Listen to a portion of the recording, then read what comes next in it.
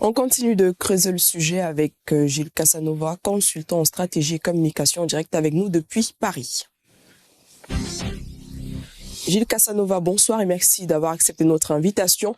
L'UE tente par tous les moyens de convaincre Bruxelles d'accepter son projet de confiscation des avoirs russes. Par ailleurs, la Hongrie proteste de plus en plus vigoureusement contre le bloc. Pensez-vous que l'UE puisse parvenir à un accord entre tous les acteurs? Ça semble très difficile. Pour deux raisons. D'abord parce que c'est un vol manifeste, un vol qualifié, et parce que ça va se payer extraordinairement cher si par malheur cela a lieu.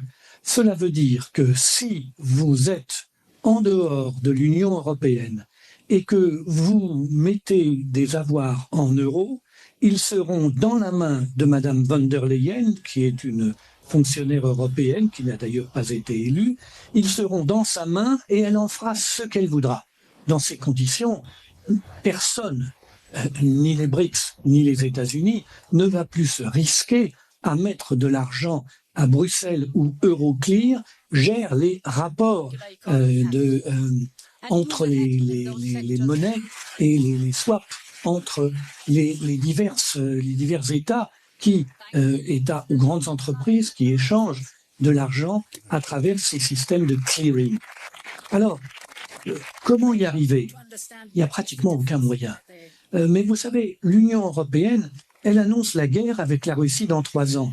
Pensez-vous qu'elle soit capable d'une nouvelle opération Barbarossa? Non, ce n'est pas clair ce qu'elle veut faire.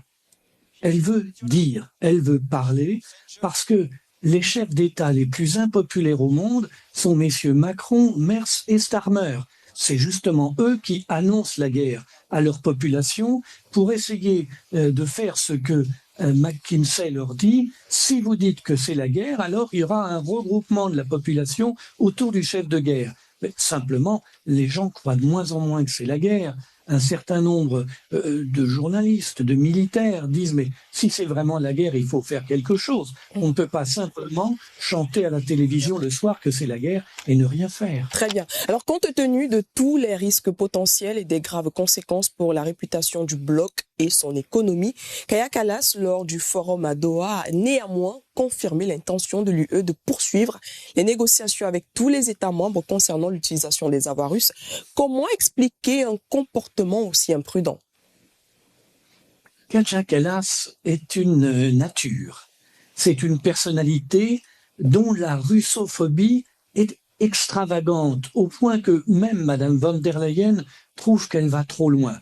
C'est vous dire à quel point on est là dans l'excessif.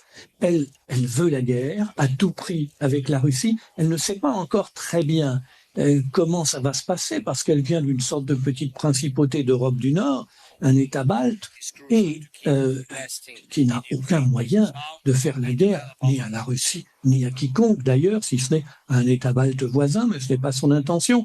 Elle veut la mort de la Russie. Bon, il est évident que la géographie interdit tout à fait qu'un petit État balte puisse tuer la Russie. Alors, elle veut à tout prix, par des déclarations intempestives permanentes, mettre de l'huile sur le feu. Toute cette affaire n'a pas pour véritable objet de prendre cet argent. Christine Lagarde, présidente de la Banque centrale européenne, a déjà indiqué qu'elle ne laisserait pas faire, que c'est contraire aux traités européens et que la Banque centrale ne laissera pas faire cette chose. Donc vous imaginez que la Commission de Bruxelles ne peut pas s'affronter en plus de la Russie, en plus du système financier international, à la Banque centrale européenne. Non, tout ça, c'est pour empêcher Donald Trump de progresser sur la voie de la négociation de paix engagée avec Vladimir Poutine et dans laquelle les Européens ne sont pas présents puisqu'ils sont hostiles à toute paix.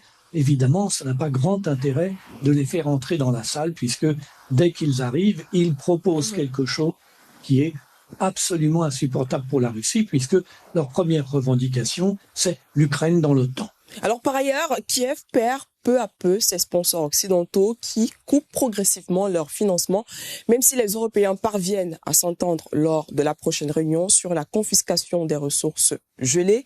Qu'est-ce qui a pu mener à cette situation, selon vous? il faut que vous écoutiez le Premier ministre belge. Ça n'est pas quelqu'un qui a été jusqu'ici considéré comme un agent de Poutine. Contrairement à Donald Trump, dont la presse française proche du gouvernement nous dit que c'est un agent de Poutine, ce qui évidemment n'aide pas le regard sur les États-Unis. Mais le Premier ministre belge, jusqu'ici, il était dans le soutien à l'Ukraine, il était dans le soutien à l'Union européenne et Madame von der Leyen. Et il a déclaré avant-hier: personne ne peut plus imaginer que l'Ukraine a la moindre capacité de l'emporter dans cette confrontation militaire. Dans ces conditions, à quoi sert de faire tuer toujours plus d'Ukrainiens et de tuer toujours plus de Russes si l'issue est déjà écrite?